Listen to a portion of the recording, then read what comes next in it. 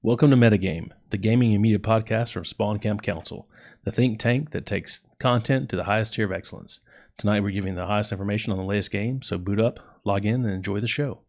This week, Call of Duty goes cold, our in-depth grounded walkthrough with all the Easter eggs, Fast and Furious Gaming, WeChat ban incoming for League players, and the ins and outs, ticks and talks of Gen Z entertainment.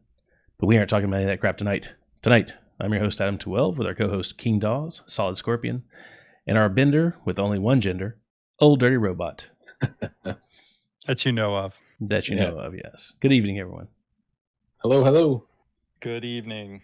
What's up? Just a run through, what's everybody been up to this week? I've been dabbling in a game called Destiny 2, which some of you have forgotten about. Most of us, yes. Iron Banner's out right now. It's the only thing the game's got going on for it. So I've been enjoying that. How about you, Solid? What you been doing? Just playing anything I can get my hands on that involves roguelike, I guess. Just a bunch of stuff on like Nintendo and Xbox. Okay. Robot? Game shows, mini golf with friends, That was fun. and some, which you might say are old school PlayStation games, but new for me. Yeah. Been doing a little the same. Did a little Death Stranding. Played, what's it called? Panzer Paladin on the Switch. Yeah, do you like that? I do. I like it a lot. Yeah. I have not played It's it very yet. good. It's very good. And today, Untitled Goose Game just for fun around the house. All right, Solid. What do you have for us tonight?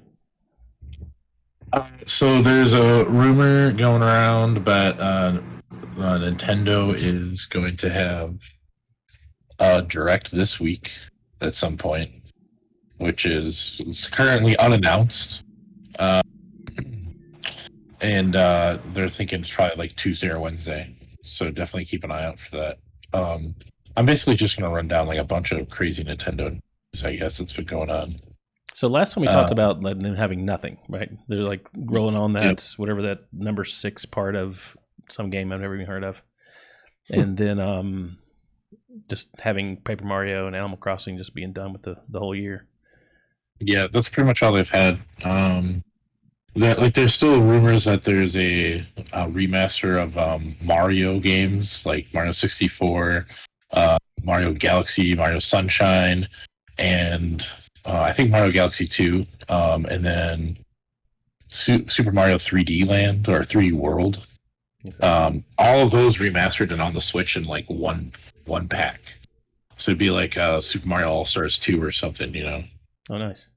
Which Just I think time for Christmas. Yeah, exactly. But I think that's like really all that's been rumored that's going to come out for them. Obviously, they're still like working on Metroid 4 and whatever's going on with Breath of the Wild 2. I haven't seen anything about either of those games in a long time. Last time I heard like Metroid 4 or Prime 4 was being worked on was like November. They're like, oh yeah, we're definitely working on it. All right. It doesn't seem like they've ported any like AAA games over either recently. Was it Doom? Was probably the last one. Wolfenstein Doom. Yeah, I don't know. They haven't been. They've been really focused on like bringing weird, like a lot of like Japanese titles have been coming over lately, and they're kind of hit or miss. Yeah. Nothing like real big that's like current gen, I guess. Really. Yeah, maybe Doom was the last, but I don't know. What do you think? I don't ever pay attention to any of those types of games that come out on the Switch. Just you don't because want to they're play those on. Yeah, you'd rather no, play you really don't. big TV or something. I heard Pikmin. Oh yeah, Pikmin 3 is coming out again. The Wii U had it. I think it was like 2015 or 2016, maybe. I'd have to look. But You're yeah, kind of poo-pooing that, but I gotta tell you, Pikmin was one of my favorite games of all time. I love Pikmin. It's a cool game. Yeah, it's a great game. It's okay. I don't know. I'm not really into like real-time strategy games. That's why I don't really care about those games. Which that totally is. Well, it's like the next next generation Lemmings sort of game that for me I liked it. I liked it a lot. That makes sense. Yeah, the old people like the Lemmings. Yes, they do. Otherwise, I mean, Yeah, they don't really. There's not really much else that you could really ask for, I guess, besides those. Like if they maybe came out with a new Kirby game, or something like that in the meantime. Because Luigi's Mansion 3 was the last one that came out last year. Okay. Before like Animal Crossing, that was like the other last main series Nintendo game. Because really, Animal Crossing is kind of niche, Right. I agree. Even though it's like sold 24 million copies or something like that. Yeah, what was that thing that we posted earlier? Like it's 500% for Nintendo, like year It's to like- year. Yeah, it's like been one of their best games. Yeah, 22 million as they rise over 500 year on year. That's units, 22 million units sold. Yeah, that's a. I That's mean, that's a amazing. lot of. That's a ton.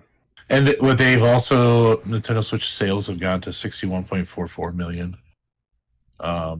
So they're. I mean, the Switch is like impossible to find currently online. Yeah. Oddly enough, yeah. Yeah, which is really funny. Year and a half, 2-year-old console, and Sold out. Well, you'd sold think out. so. You'd think Nintendo would like actually try to bring out more. I don't really understand why they don't, but it's Nintendo. They do whatever they want. Yeah. It's like they're not concerned. People are going to buy their stuff anyways. I feel like that's kind of their attitude towards it. But yeah. Otherwise, just besides all that, there's been a lot of indie games that have been coming out lately, like just here and there out of early access. I know on the 11th, me and King are super excited about Risk of Rain 2. Yeah, the full 1.0 update's coming out for that. 2 days. Yep, they've got a bunch of. They're adding a end boss. They're adding the end boss end level, so they'll have an actual ending to the game, which is New nice. Survivor. Yeah, there's a new survivor, which is called Captain. the Captain. Yep. For some reason I was thinking pirate something. Close. Close enough. But and so he'll be able to like do buffs and debuffs and stuff. He'll be kind of like, it seems like the healer. It's got a shotgun. Yeah, he's got like a shotgun and a sniper rifle. But so that one comes out on the 11th, and you just get it if you already have the game. Yep. There's also this game that I found recently called Undermine, and it's actually on Game Pass for PC and for Xbox console. It's very, very good. I was watching Baru play it earlier today. I had seen it. I found it last night actually on Steam because it came out on the 6th. And it's basically Binding of Isaac meets Legend of Zelda, even more Zelda based instead. You're still trying to find gold, obviously, to carry over. It's because it's a roguelike. So when you die, the gold that you keep is used to upgrade your stuff outside of the game. So it's a very roguelite, I think is what the actual proper term for that is. But it's pretty difficult until you start upgrading stuff. So I haven't gotten through a full boss yet. It's pretty difficult to do. Okay.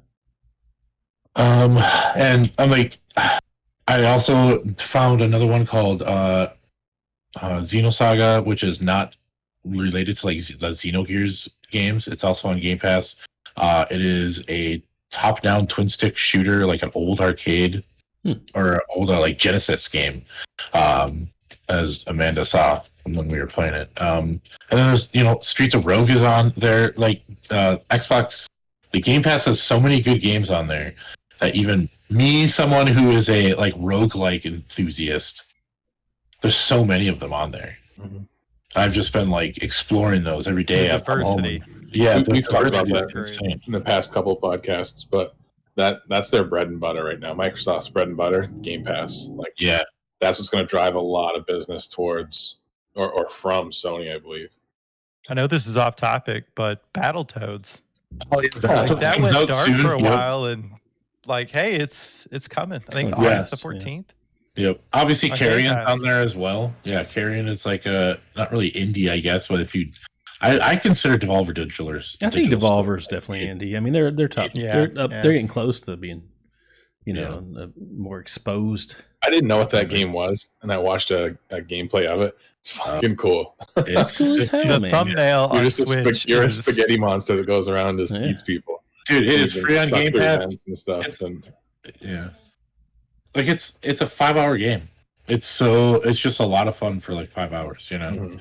Yeah. Like Limbo and Below are both on So there as well. there was a big to do because the thumbnail for that game on Switch resembled Vijay, Really? like an 8-bit. Yeah. Yeah. So It was pretty yeah, funny. there was I a can bit of see an it 'cause uproar. it's- The Yeah. Whispering Eye of Carrion. Yeah. Yes. Exactly. That's funny. But yeah, so I mean, I'm always about the roguelikes. Primal Light is still good as well. That had come out recently. I know you're playing Panzer Paladin. I want to get into that. Like all these games are just like these indie games are just hitting so hard this year. And they're really just, good. Like the ones I've played recently are just really good mechanics, sort of new stuff that Yep. Panzer's a good example of that, where you're running around in the robot and you can jump out as a little guy. There are places that you have to be out of the robot to get through, and then you can get back in the robot later if he's got enough health and stuff like that. It's really, really cool. Yeah, it's very. Have you ever played Metal Slug before? Yes, a long time A ago. lot of that. Yeah, it feels very like that. Just kind of like updated. It still looks great. It looks so great though. Every time I see people playing it, Mhm. and the pixel art is really, really The good. soundtrack's really good too. Yeah, it's also I see people on Twitter all the time talking about how they're just jamming away to the soundtrack that worked out. Yeah, It's that's real cool. It's just man, indie games. Which my Intune is going to completely change. I'm guessing once Halo and Cyberpunk come out, though. Yeah. I mean, Yeah. Cyberpunk's going to be a life stealer, man. That's going to be crazy. It just makes me kind of think about you're a gamer when you're like at work listening to music and someone says, "Hey, what are you listening to?" The Taken King soundtrack or Final Fantasy 9. Yep. Oh god, so good. Yeah. What? There's a what is it on Bandcamp? Is it Bandcamp Universe? I guess the 8-bit, all the like the modern day tunes that you can find. They're all done in 8-bit, so you can get like a new Halsey song in 8-bit, which is it's crazy. Yeah, 8-bit Universe is what it's called. It seems like it's a really big time for indie games, and I think that not that we are the Nostradamus of gaming, but we have often been the Nostradamus of gaming. When we talked 2 years ago, I guess, with the EA debacle with maybe Battlefront 2, that we came into we started talking about that these AAA games are gonna that players are not going to be okay with this. This whole like ordained loot box sort of thing that we were studios into. were resting on their laurels of well it's Activision, it's going to be great. Well, it's all these studios that everybody knows, it's EA, it's going to be great, and that's not the case. When these big studios put out shit games, and then you have games that like Disco Elysium. I'd never even had any experience. That Adam sent it to me, and I was like, "This is a masterpiece. This is amazing." And these hole-in-the-wall games and studios they're putting in work, man. Yes, they're really doing good stuff, and I think that that's just kind of the natural progression of all that shit that happened back then. That we kind of saw it coming, and it seems to be happening. Now, there's so many good indie games right now, and there's so many shitty AAA games right now that they've just sort of fallen off. Hate to say we told you so, but I can told you so. A lot of talented people leave those big game factories, if you will. Yep. And make the game they kind of want to make. And yeah, it's not a AAA, but good God, there's some gems out there. The only thing that's maybe the downside of it is there are so many indie games coming out now that really good games don't get their due, and probably make the money that they need to make for that studio to survive. And hopefully things like Game Pass and game subscription services and giveaways by Epic,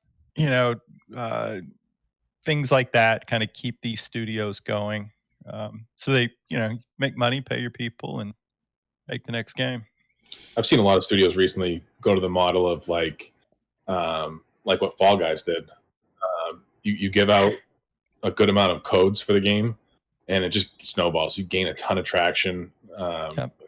You do it a couple days before the actual launch, and these streamers get on, they hype it up, and then what was Fall Guys? They had like 1.5 million concurrent players over the weekend, and they jumped to like number bananas. 5 on. They jumped to like number 5. Up. Yeah, they jumped to number 5 on Steam's all-time played list, and it's like Yeah, that's crazy. Unreal. By Devolver Digital, and that's with server troubles all weekend too. Like people couldn't even get on the game, Yeah, and we that's had still our problems with this weekend. yeah. So play of it is super fun from what I've seen. I enjoyed it. We played it last night yeah. for a while. It was a lot of fun. Yeah. Yeah, I'm looking forward to getting into it this week. But really, and I mean, I guess to wrap everything up, so we can move on. I mean, indies are just hitting it. There's one last thing. The Zelda ROM community is insane. Like this. So they found, you know, the ROMs that you get for Ocarina of Time, Majora's Mask. They took those game file assets and made a hacked ROM, and it's called The Legend of Zelda: The Missing Link, and it's about Link's quest to find Navi and where she's gone. And it takes place between Ocarina of Time and Majora's Mask. It's a 5 hour. It's like a 5-6 hour game as well, and I'm into that as well. It's pretty good.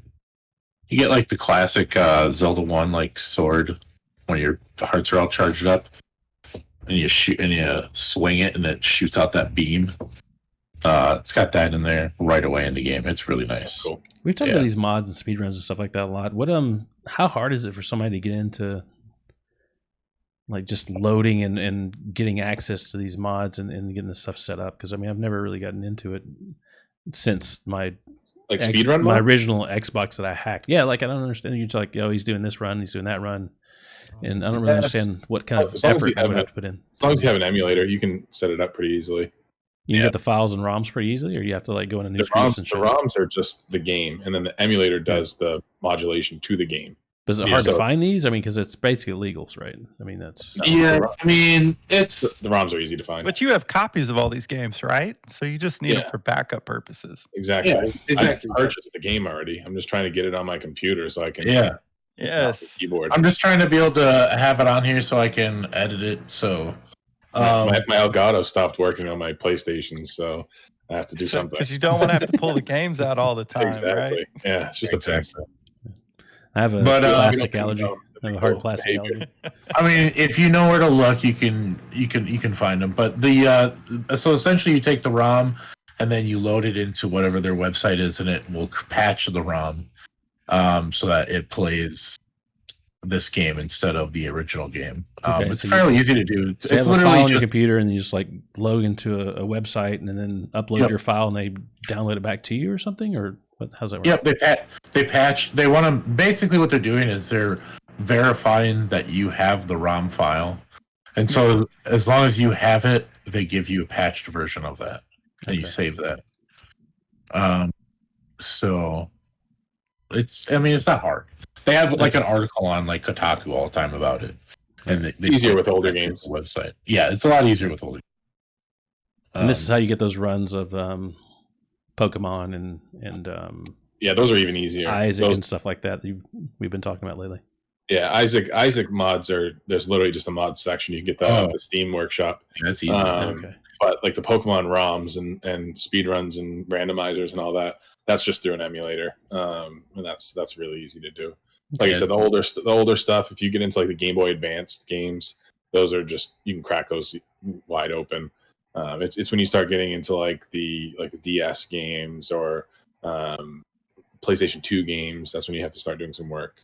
Okay. Yeah, I wouldn't recommend that getting into that without a very detailed guide. If you are Okay. not like pretty proficient with computer file, 'Cause you'll just corrupt the whole game, and then you're fucked anyways. yeah. So it's not hard, but does take a little bit of attention to detail. So, yeah, that's it for me. King, what do you got for us tonight?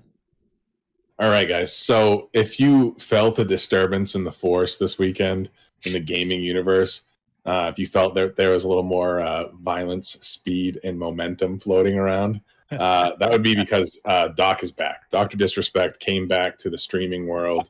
He is. It's hilarious how he did it too. Are you talking about the two-time Blockbuster champion? The 1993-1994 Blockbuster gaming champion, the one and the same. And he'll let you know. His whole stream was hilarious. I loved it. It was so funny. I watched it. Yeah. It was great. So on the 7th of August, just randomly, on the 6th, he just even started on the 6th. His YouTube page got the join feature, which is like subscriptions or like Twitch subs for YouTube. It's $5. You can join their group or whatever. And that came live on Doc's page, and everybody lost their mind. They're like, holy shit, something's happening.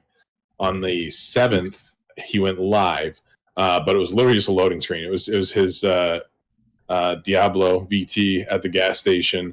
And a little more than that, though. There was some chatter there was some voice lines in the background. And it's like the radio station on Grand Theft Auto 3. He played all the characters, like you can tell, and it was hilarious. And that streamed for like, I think it was like hours, right? 22 hours. Yep. And then he went actually live on the 8th at about 4 p.m. Eastern time. 500. I have the numbers here. 500,000 people tuned in. 510,000 concurrent viewers was at its peak. Which is insane. Just to give you some perspective there, Ninja, who's another small YouTuber, when he came back when Mixer shut down, and he came back to YouTube, his return was about 130,000 concurrent viewers. So just that. But the big number here is Doc, as of right now, has 2.3 million subscribers. So out of that many people, you get 510,000 watching. Ninja with his 130,000 watchers, that's out of 24 million subs. Yeah. So Doc had a 10th of the amount of subs, but 4 times the views. So I mean, the man is a genius when it comes to building hype. His production quality has always been insane, and it's just he's a character through and through. That character is the face of anything he wants it to be. And he has the credibility too, being a game developer, like creating a lot of the maps for Call of Duty. Yep, Call of Duty. Yep. That's Call of Duty. Let's not forget this. Advanced Warfare is the best Call of Duty that ever was. And he created the maps for it. That's a bold statement, but I go with Modern Warfare, but okay. Yeah, Modern Warfare. I don't know. I might go there with you. Yeah. Well, you guys are dumb. Split decision. Yeah. Opinions are like assholes, I guess. So everybody has to. Well, I guess. And so the big thing that everybody was wondering on the return that he addressed pretty much instantly was what happened with Twitch. He was dead set and still holds true to the fact that he does not know to this day why he was banned from Twitch. Now, it sounds like a legal kind of hush to me because this is still an ongoing thing. You don't take a multi-million-dollar asset like Doc and just cut it from your platform for no reason at all. That just doesn't happen. So my thought and everybody else's thought is that this is an ongoing thing. There are probably NDAs going on. There's a lot of legal stuff still in the background that we don't know. It's a contract, essentially. It is. I'm sure there's still some kind of lingering contract honor it. there. You know, who knows? And to get, like I said, to get booted from your shining star out of that platform, something had to go on. So that's still an ongoing thing. Everybody's kind of interested in that, but Doc is still yet to come back and do like a consistent schedule. So people are interested to see what kind of numbers he pulls on YouTube with a consistent schedule like he was doing on Twitch. The difference for Doc compared to some of these other people who have switched platforms on purpose or by other reasons is his audience clearly went with him. Yes. Oh yeah. And all the people that went to Mixer, the audience Club didn't go with them. And not a lot, but some people went from Mixer to Facebook gaming, and even their audience from Mixer didn't follow them to Facebook. So this is unusual. Usually people lose subs in this process, and I think he's going to end up coming out better on the other side of it. Yeah. Adam's favorite streamer, King Ithalian, went to Facebook. Oh, you can stay there too. Good. Fucking piece of shit. Good. Anyway, back to Doc. So I watched Doc come back from his infidelity stream, right? Mhm. Like that one, and the donations are out of the roof. What I saw the other day on YouTube, again, the donations are out the Constant. roof, It was dude. There's people constant. just like dropping money like crazy on this. guy. Multiple $1,000 $1,000 donations. Oh, yeah. Yeah. $100 donations, just bang, bang, bang, bang. And then I bang. saw that Ninja went back to Twitch, and that was not the same. No. The Ninja train, it doesn't have the same following that it used to, unfortunately. Everybody's mom's credit card is maxed out now, Right, so it's you hard know, to get more money for. The Rona's maxed out everybody's cards, Wait, and so you How can't long re-up. you been subbing me to Ninja, motherfucker? Yeah, so, What is you know. this subscription service? and in his stream, which again everybody knows that Doc embellishes everything on his stream, but in his stream he did kind of allude to the fact that there might be a new streaming platform that he's a part of outside of YouTube. There's a production company he's talking about. So I mean, They how may much have of like a it- TV movie deal or The something. going rumor on, is, too. that he's going to do a movie and you know that there with that character. there was a rumor that he was going to go look at the WWE. I mean, there was like He's got all that kinds- thing with him and the Undertaker, right? Choking each other. Yeah, That one yeah. scene, yeah. I mean, it's hilarious that this guy is a just marketing dream. I mean, his content might not be PG. He'll call people out on his stream. He'll call them little chubby faced, blonde haired pussies and stuff, and he's not family friendly at all. But the viewers that do watch him are diehard. These people live and breathe Doc. So Saw it. He's He was got the looking dream right at your demographic, screen when you too. said that, by the way. yes, You know, guys 18 to 36, somewhere in that range. People who have, the He-Man Yeah. woman haters of the Yeah.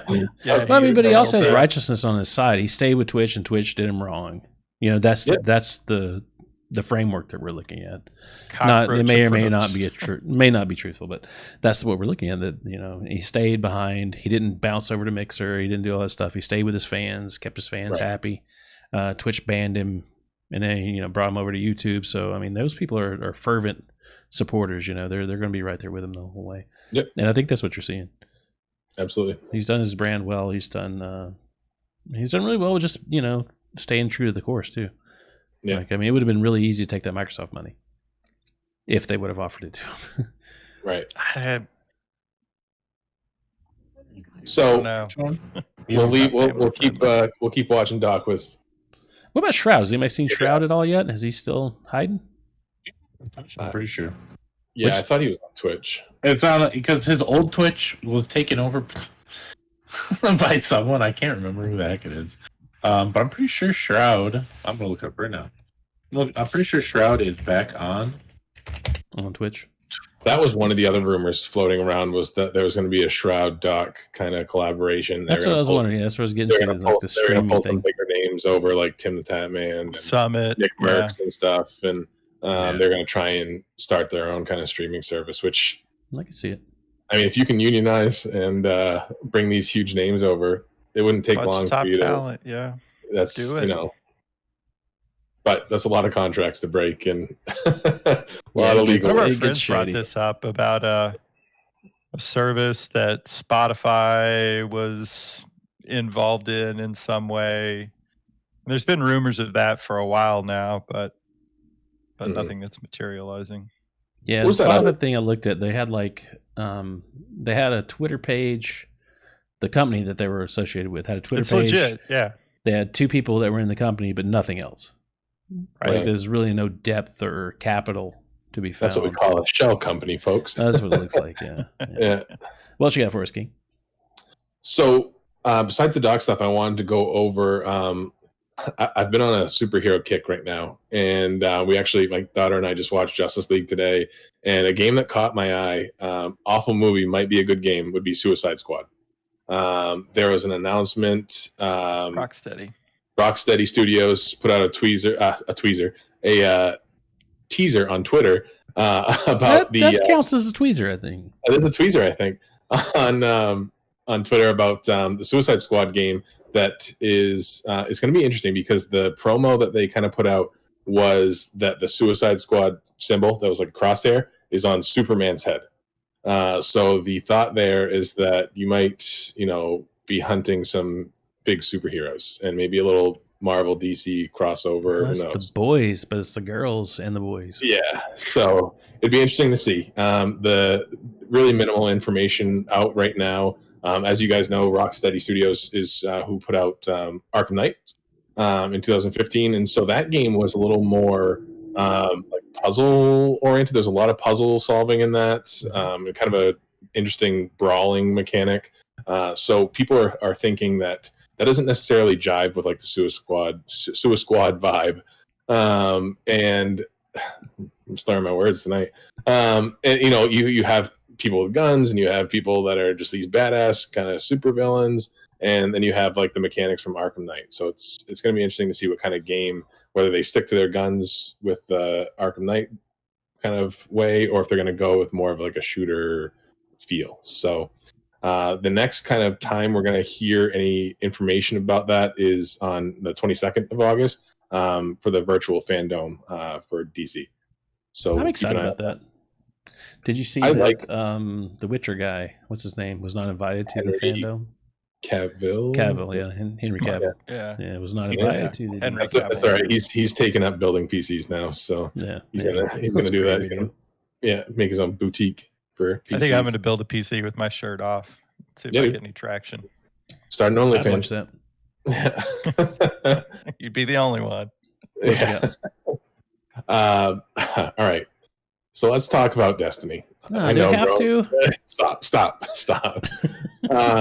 As I said before, Destiny right now, not only are we in kind of a content drought, but that drought actually got pushed back another 2 months because the end of the season actually got pushed back to November. And the problem with that is there isn't a lot of content. There's 93 days left in the season, and we've already had a majority of the content. The Umbral Engrams are really stale now. You can only have so many Iron Banners before they become really annoying. The next big event that's coming out is going to be Solstice of Heroes. That's actually coming out on Tuesday. Now, Solstice of Heroes is a yearly event that comes out in kind of this about time, August, that just kind of celebrates the Guardian's achievements and kind of being a Guardian. There's different armor sets that you start with a shitty blue quality set and go all the way up to a masterwork legendary set through various activities. A lot of this is kind of grindy stuff. You need to do EP stuff. You need to do a lot of bounties. You have to kill certain enemies. You have to do super kills. The same kind of grind we know with Destiny. What's interesting this year is once you get your masterworked gear, which is it's tough. I have a couple of requirements to get your masterwork gear. You need to do the Nightfall on Master difficulty, which is a 1080 difficulty. You have to do a Nightmare Hunt on Master. You have to do a Pit of Heresy. You need to win 7 matches of Trials, and you need to do Tier 5 Altar of Sorrows 3 times. So interesting. It's not the hardest stuff in the world, but it's very hard. Yeah. For some people, I mean, the Trials wins will probably be the hardest thing for people. They're just wins on any card, though. They're not like It's not concurrent wins. It's not a flawless ticket. It's just like if you go in, win your first game, get bumped, just do that 7 times. So that's really the only thing I see people having any kind of hard time with. So once you get your masterworked gear done, your armor starts to glow white. So cool, you get white glowing armor. Well, Solstice of Heroes always used to have colored glow to match your subclass, whether it be Solar, Arc, Void. It'd glow orange, purple, blue. That's all locked behind a paywall.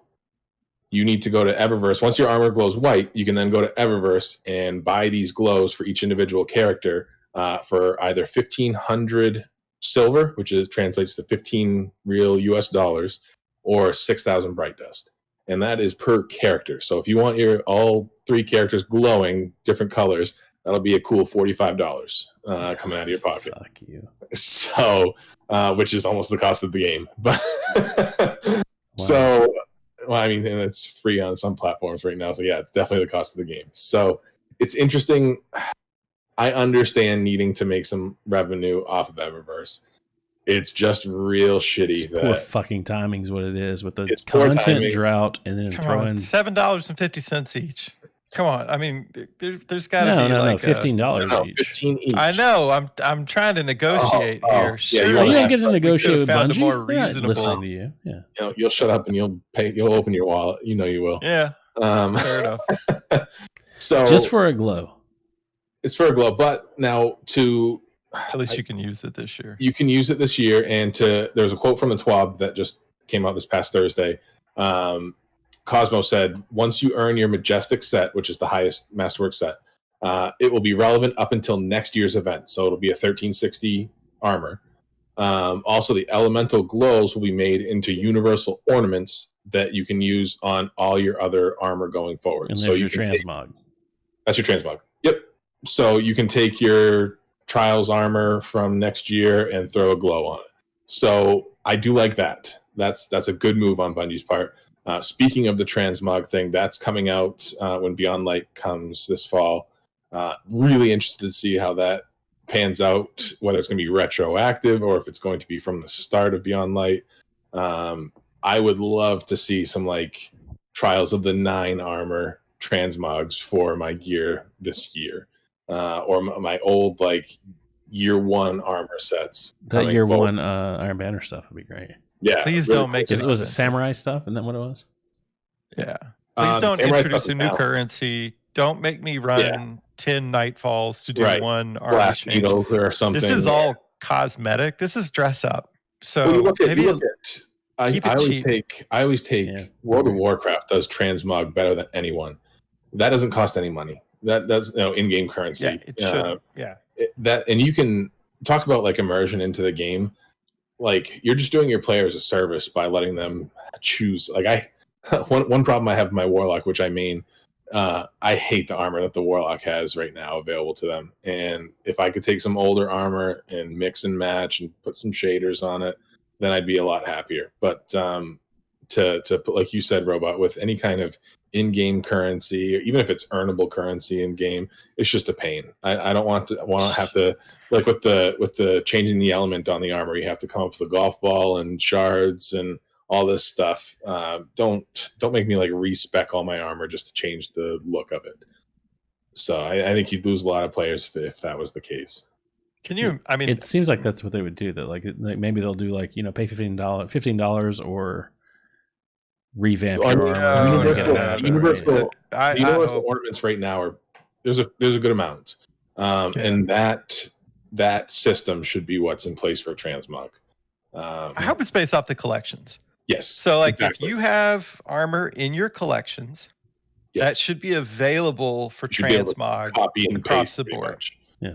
That's for me the ideal system. And then if there is a cost, it's super low, like Right. 500 Two glimmer, legendary something like shards. Yeah. that. Yeah. Well, I don't even want them to make me use legendary shards because you want to experiment with this. Yes. I mean, I want to be able to go wild. That'll be a really fun part of this. Mhm. I think Everybody's Guardian will look totally different Yes. going forward if they do this right. Jesus Christ, they've gotten things so wrong before. I'm so afraid that it's going to be like a transmog coin, and you can earn 2 Right. a week. You gotta and buy it it from- takes you 2 gotta buy per it from armor Zara. piece. And And mentioning it's going that, to take me though- like 3 seasons to change one Yeah. fucking thing Yeah. out. Yeah. And mentioning that, though, they're missing out on a huge opportunity. Like, Trials is the least played, or one of the least played areas that they have right now. I mean, I don't know the numbers now because everything sort of hit the shitter. Nope, you're right. Why not just make it Trials coins? If you want to transmog, nobody's playing Trials. Go into Trials, play that. Hype up our numbers, get those coins, and then you can transmog this thing. Nobody's playing Don't make me- the strikes this Don't week. make me Well, play then- something. No, 'Cause all the damn that's cheaters better are than in Trials. $15, though, right? Yeah. Would you No, rather- no. I think there's no way they'll charge actual money for transmog. No. People would set the game It'd be on a fire riot. and Yeah, lose okay. their minds. And Bungie's notorious for like, what's the most logical thing to do? Well, let's not do that. I don't think there's a chance in hell there's money attached to No, like you don't think real so? money Oh, attached God, to I hope not. transmog. I'm worried about an in-game currency that's Right. hard to obtain. Right. and it takes me a damn season to build an armor One set set. I like. Mm. And The- then I make a mistake, like, fuck, why did I do that chess piece? Now, Back to Yeah. the grind. One shining star from the TWAB as well was that your guardian will be able to, you'll be able to go back and change your guardian's face and appearance. And I thought I saw, maybe I was dreaming, but I thought I saw something about facial hair coming into the game, and that would be so cool. I think it's they gonna be they nixed clipping that. through They a nixed that. helmet. Yeah. So you'll have Oh. beard sticking Yeah, out. the last thing I read about that is that they nixed it. They talked about it with who was it? Wasn't Glad? Was it Glad? I don't know. Lupo. No, it was Lupo.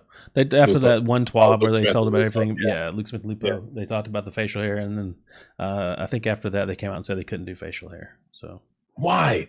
It's, I'm not a game developer or anything, but why can't you add that check shit? check I mean, my facts tonight, but I'm pretty Yeah. sure Not that enough was memory. the case. Yeah.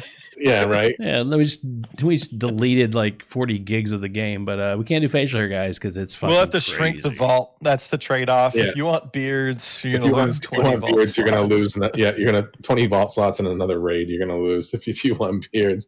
I just don't know if Destiny can get any lower for me right now. Like it's just It's not bad right now. Come on, I'm It's fine with bad. it. This I'm season's fine with okay. Yeah. this is the best season we've had in a long time. Yeah. Are you crazy? Since No, Season of the Worthy was garbage. see the Season was of garbage. two previous seasons were Yes. bad. Dawn This was season's bad. pretty good. Like Forsaken Dawn was was the last good one that I remember. Ah, no, Dawn wasn't bad. No, the menagerie season was spectacular. Yeah.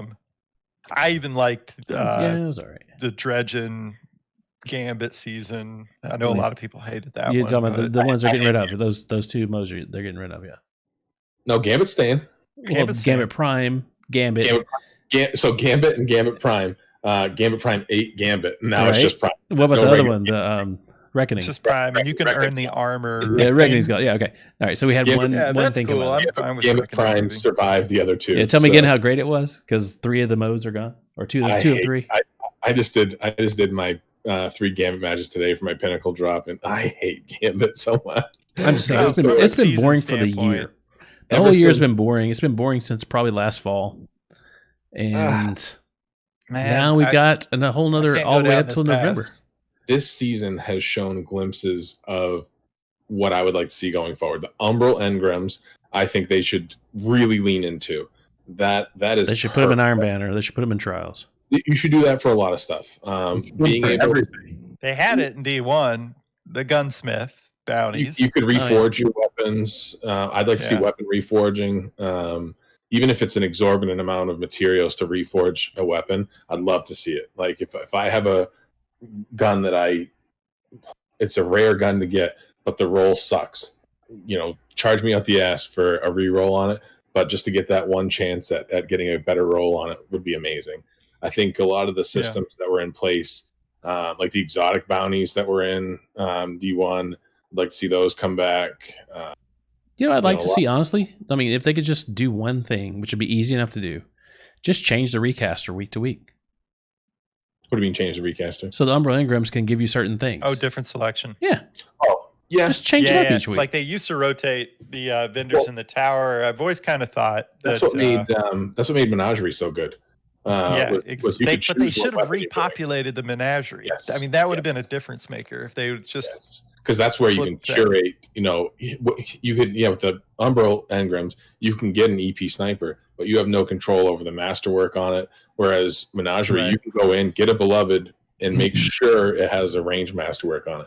And Yeah, that the kind of few times stuff. that I played it was probably the best thing that Destiny's ever done.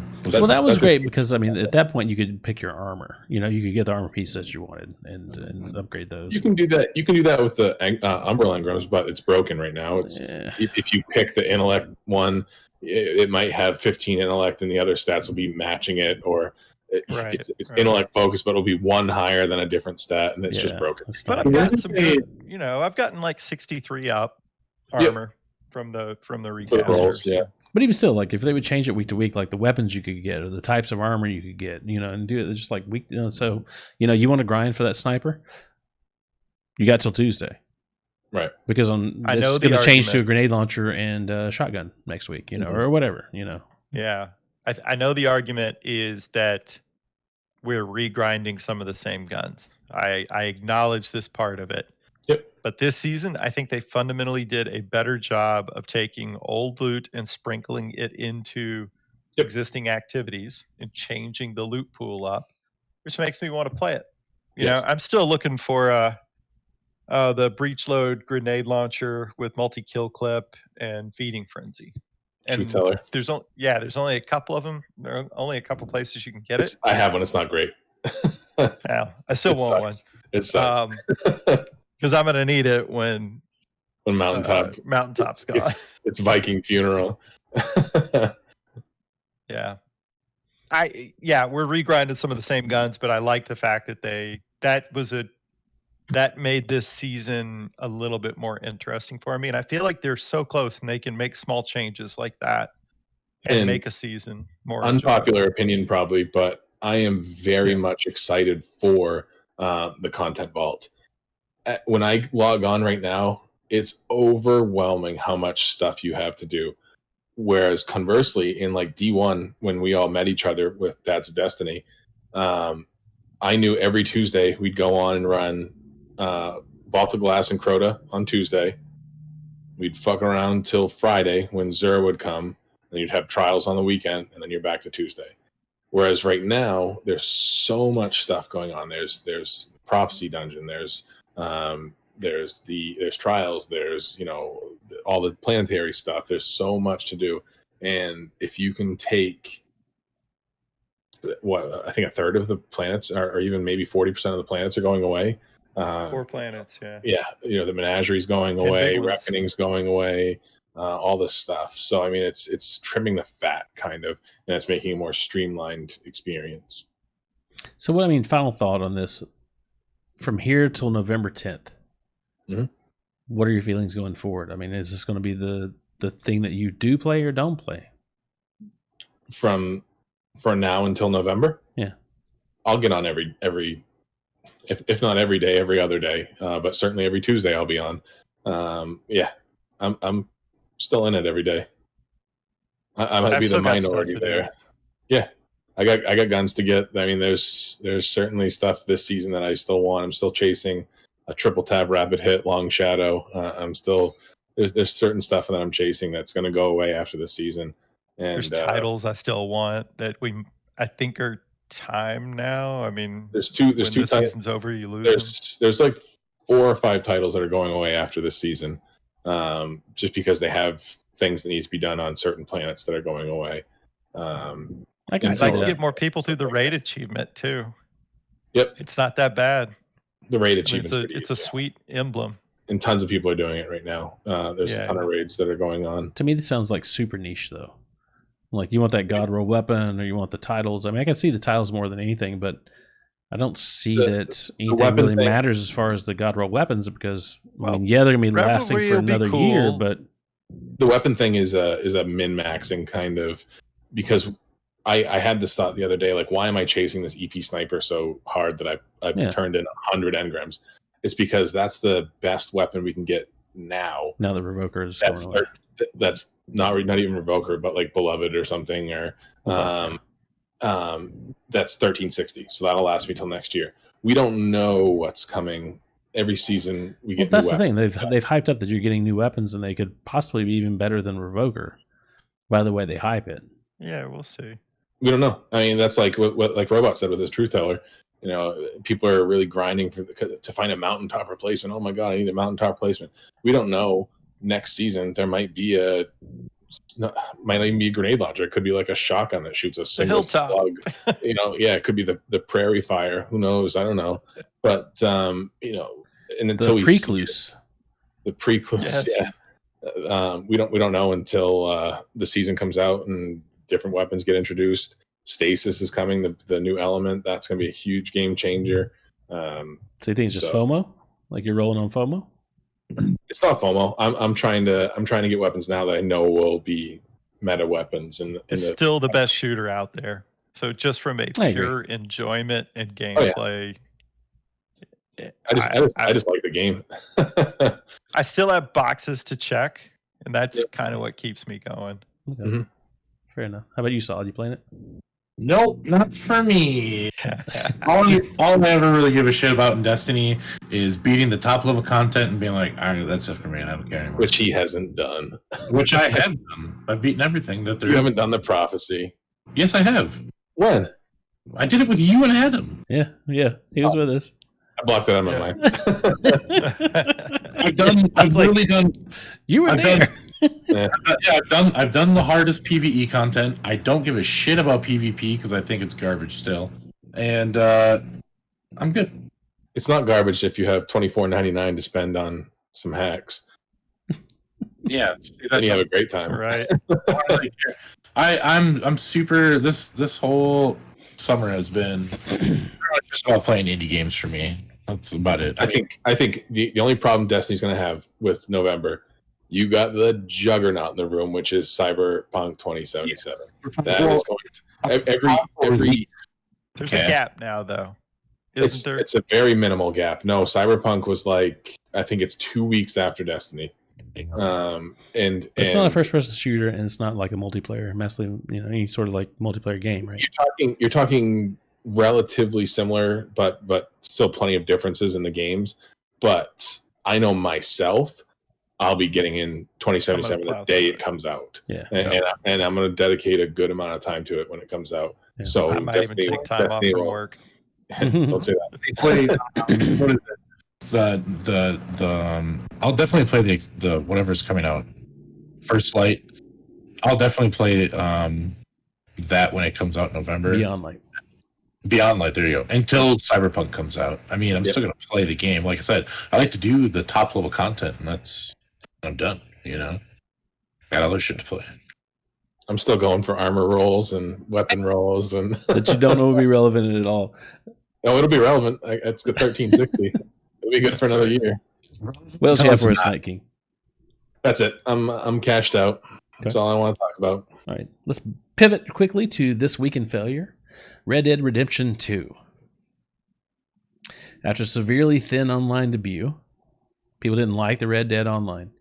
Numerous bugs. The Rockstar powerhouse was finally back in everyone's radar for the next big release after the Moonshiners update, which I think was pretty well accepted as being good content.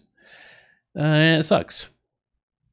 There are two new taskmasters you have. There's the trader and the collector. The trader, to do these quests, takes way too long to chase like an alligator down this, through the lake and grab it, skin it, do everything else to bring it back.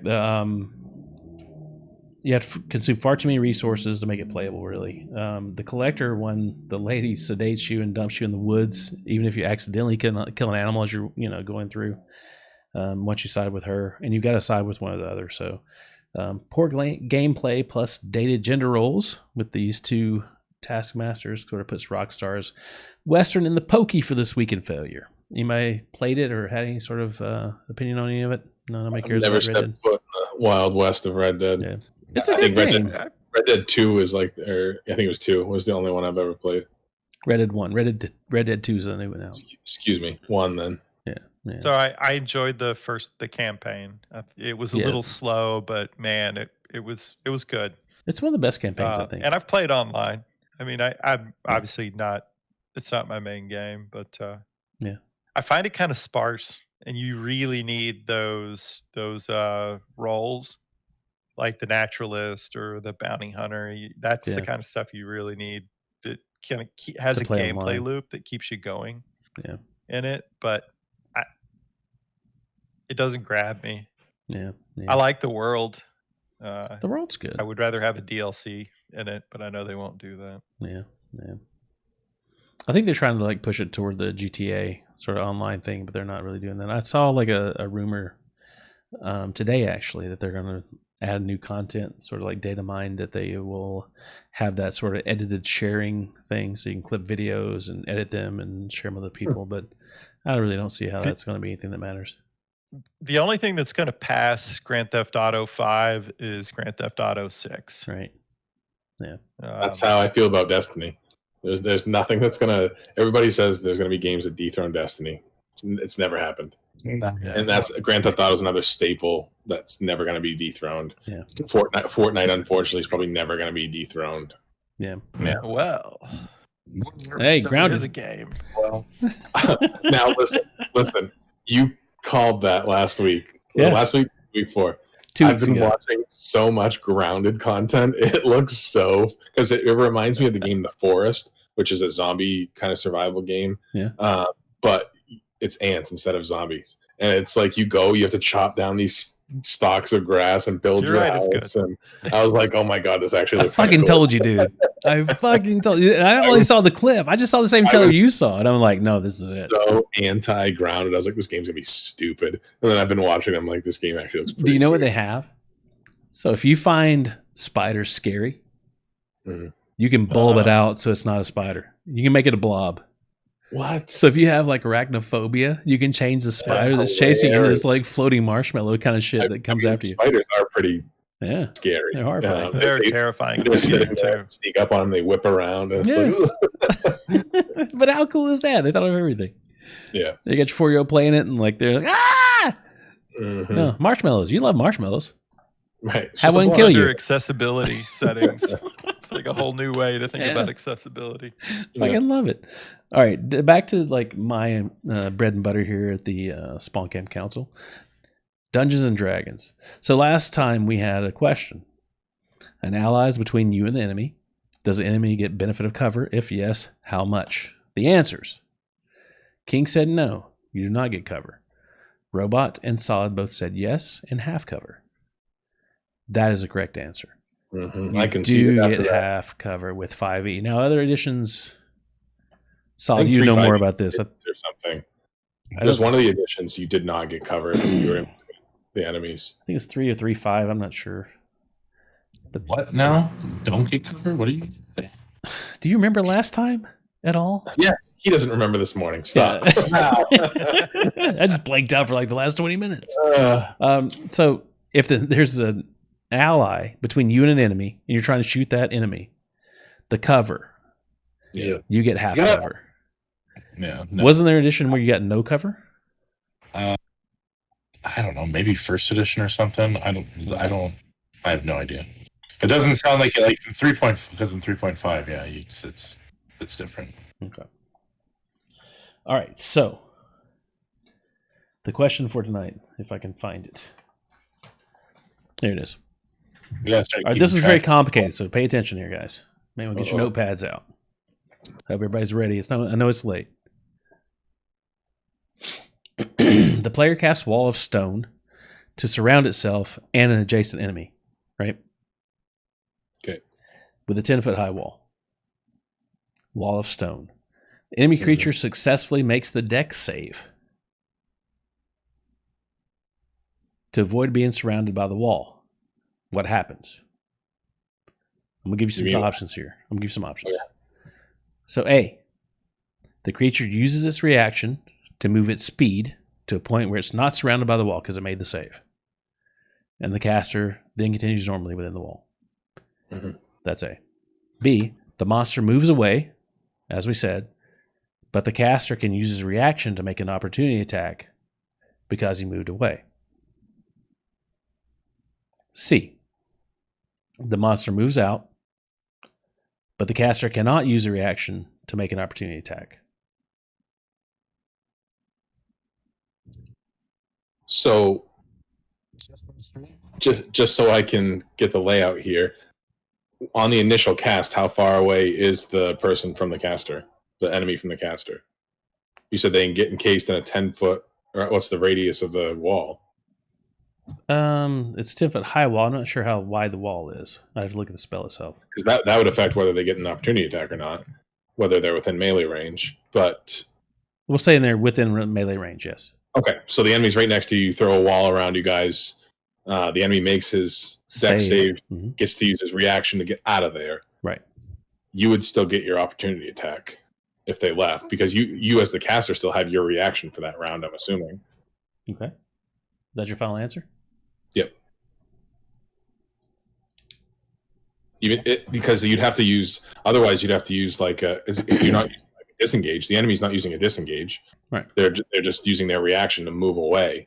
Mhm. So they're still exiting your melee range. So I think the thought here is that the wall blocks your opportunity attack.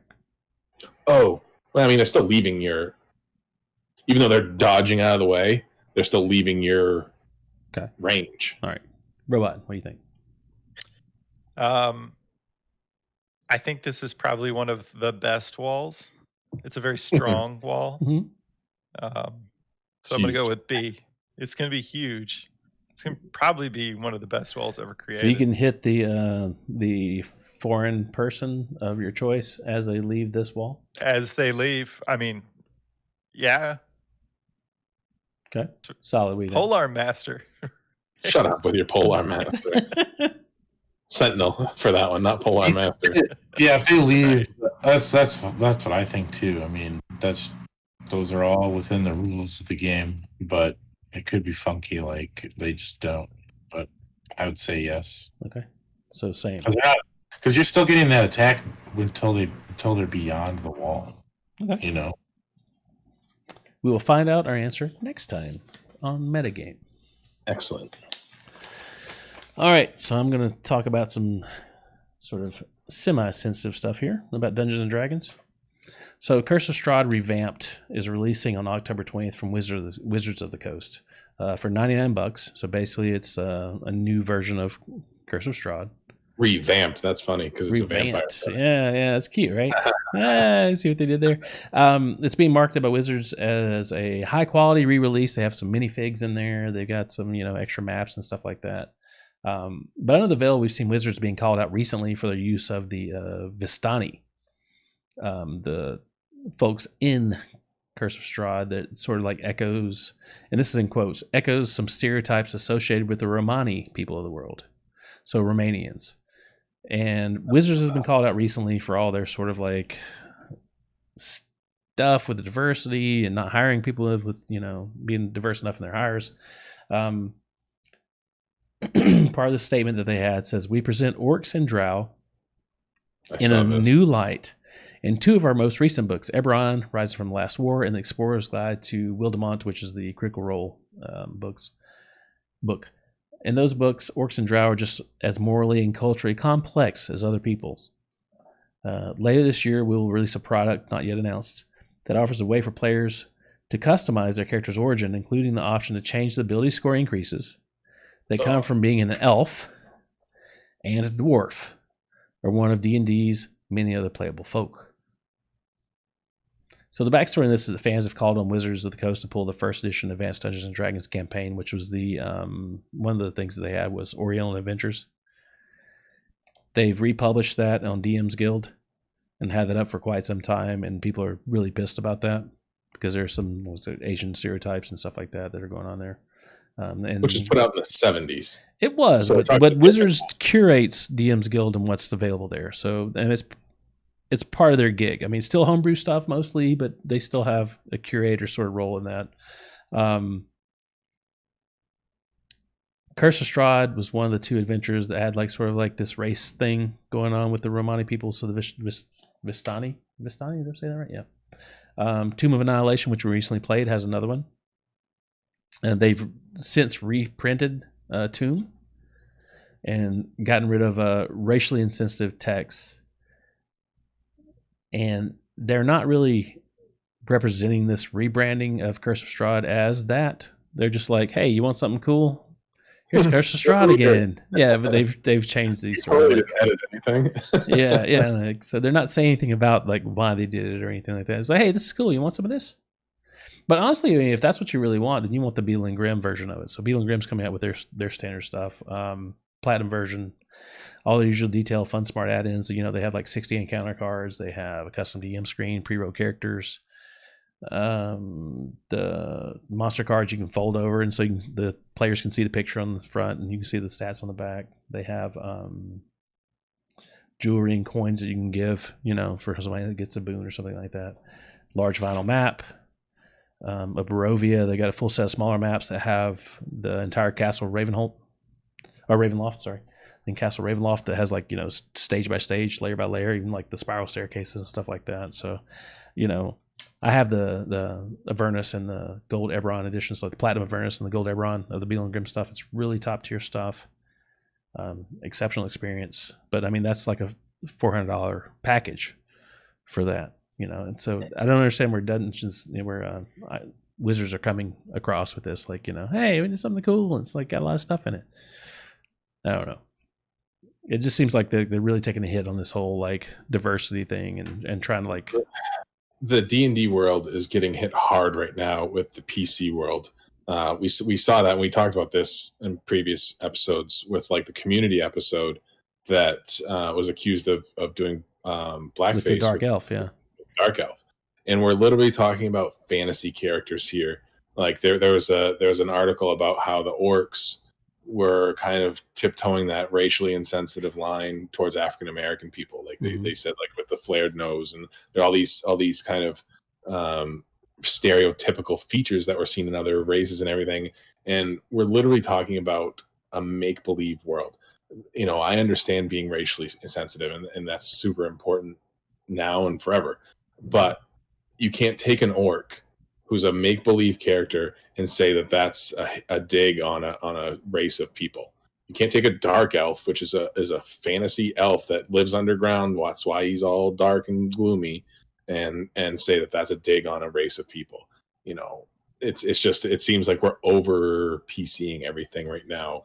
So do you think Wizards should pivot back into like, you know, it's a fantasy game, get over it?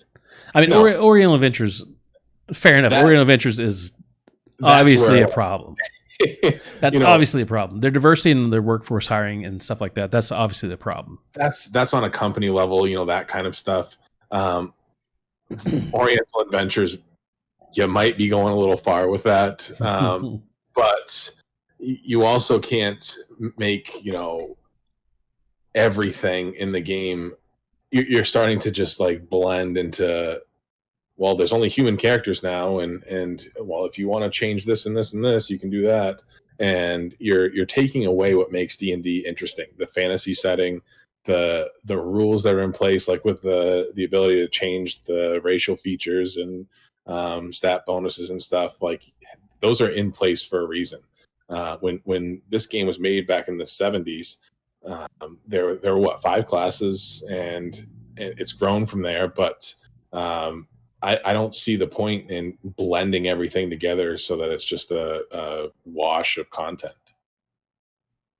Maybe. What do you think about Robot?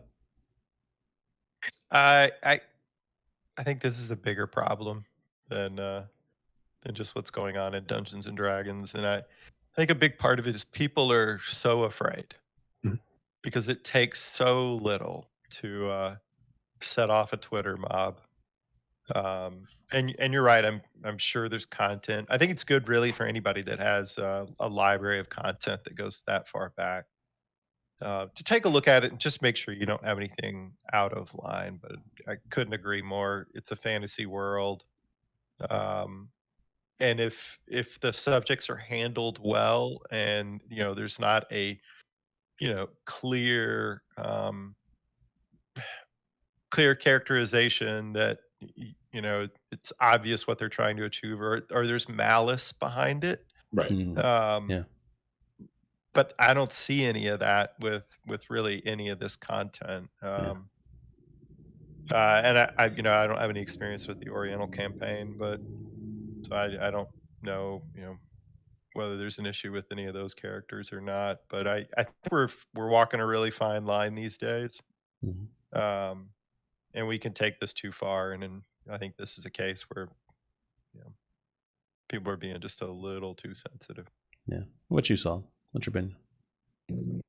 That's how I feel as well. I think people are just being way too. They're way too sensitive about the subject. They're, like King said, they're literally fantasy characters in a fucking game.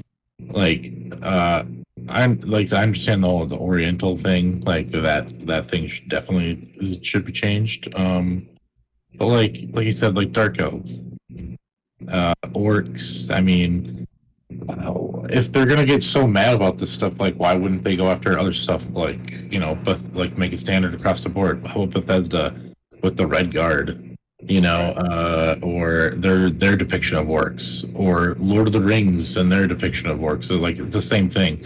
Like you can't just pick and choose. Like if you're gonna make it, if you want to standardize something, you have to make it standard across everything. How about World of Warcraft, the biggest multiplayer game there is, and they follow the exact same suite. So, don't be so sensitive about this shit. Like, get over it, I guess, is what I'm Leave saying. us nerds alone. We're not trying to hurt anybody. Right? Yeah, if it's clearly over the line, I mean, yeah, sure. Right. That line is so hard to find right now. It I think is. that's the problem. It is. And that is a problem. So you can find yourself on the other side of it. Without malice, Yeah, without malice, not intentionally, and but someone's gonna get triggered because of your Yeah. dark elf. Oof. Yeah. Well, it's gotta be dark. My opinion on it is like I think that you kind of have to find, and I don't know if we're ready for this yet, but find like, has it brought people together, pulled people apart, and was there malice, like Robot said, in the intent of creation? Gary IX was back in the 70s, total white guy. Like, what was his intent in doing this, and where he left off and other people took over and stuff like that, which is very hard to pattern. But I don't think that there is, just in my experience, a bad intent with Dungeons and Dragons to pull people apart. It seems like a more inclusive sort of. I mean, there are like the Adventurers League and stuff like that. It's just like really dickhole. Yeah, they're fucking assholes. They're trying to fuck people over because they know more about the game than you do. But I don't think that's ever been down racial lines. I don't know. I've not experienced anything. I'm just a white guy, so I really don't have any opinion on. I follow a lot of D&D stuff on Twitter, and it seems like a really actually inclusive community, especially with like the LGBT community and all kinds of the different races and creeds and everything. It seems like everybody. The whole point of D&D is to bring everybody in and tell a story together and enjoy each other's company. I agree. I just want to recognize that. I mean, I have heard stories about like not being female inclusive and stuff like that because boys will be boys, that sort of thing. This is what we're playing. You don't get to play because you're a girl. Play with your Barbies. In that whole like 80s, 70s generation sort of generational sort of like mode, but I don't know that that's something that's beyond just people being dicks. I don't think Wizards supported that. TSR supported that. But I don't know. I mean, it takes a deep dive in finding out where this, where they have been throughout this and find where it's come from. Personally, I think where we have to be super careful is all four of us are white males. Yeah. And superheroes, fantasy, a lot of it was written from a white male perspective. Yep. And kind of the bigger part of inclusiveness is you should be able to find a superhero or a fantasy character that reflects you. And it's pretty easy for us. But there are lots of groups that aren't well represented in really any of this. Action movies, fantasy movies, you name it, comics. And I think it's getting better. I think there are more perspectives where somebody can put themselves in the role of that hero. But I worry because people do get kind of butthurt when they make Ghostbusters with female characters. It's just a terrible movie. It was a terrible movie, but that's not necessarily a bad thing. And I think there is some give and take in this.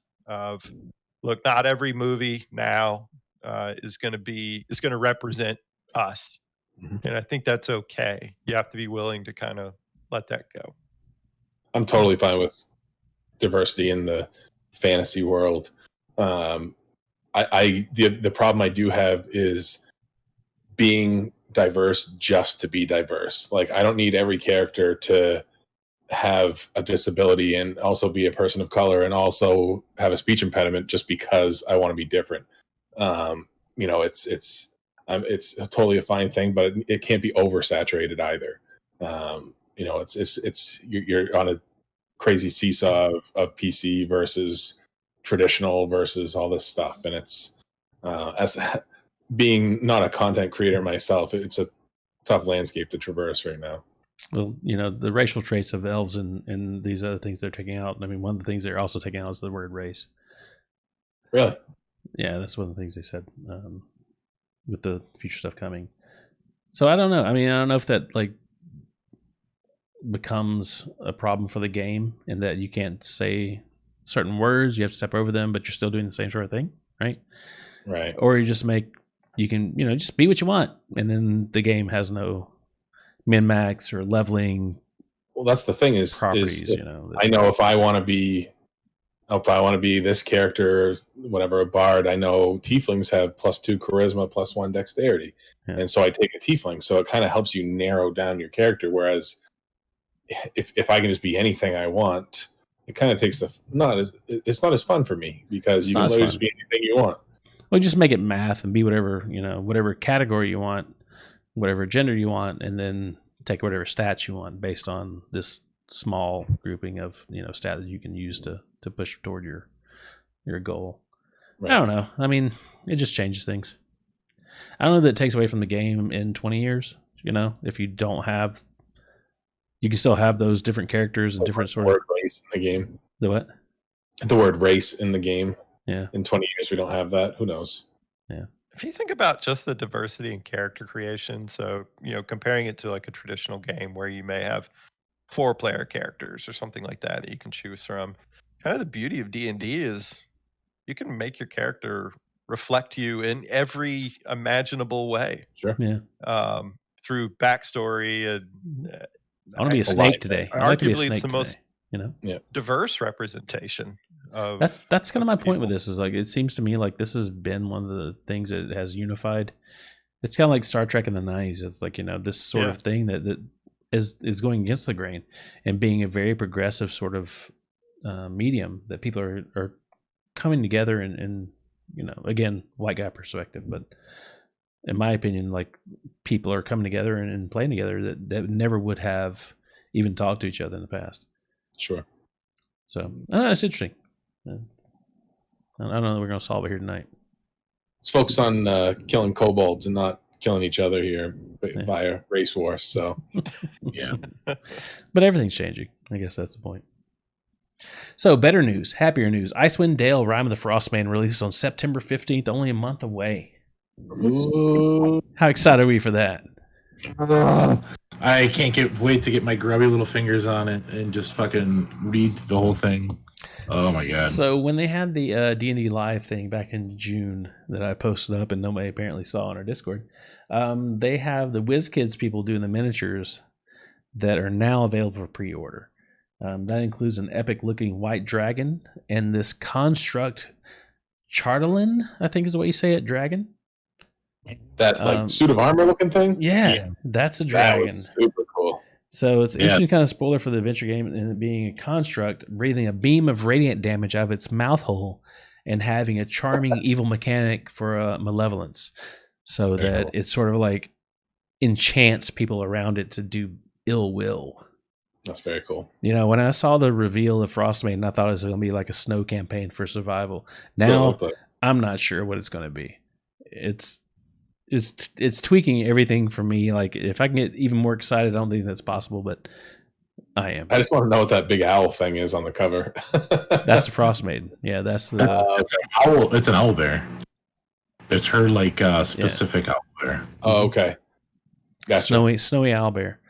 But she has many forms, so don't trust that to be the only one you see.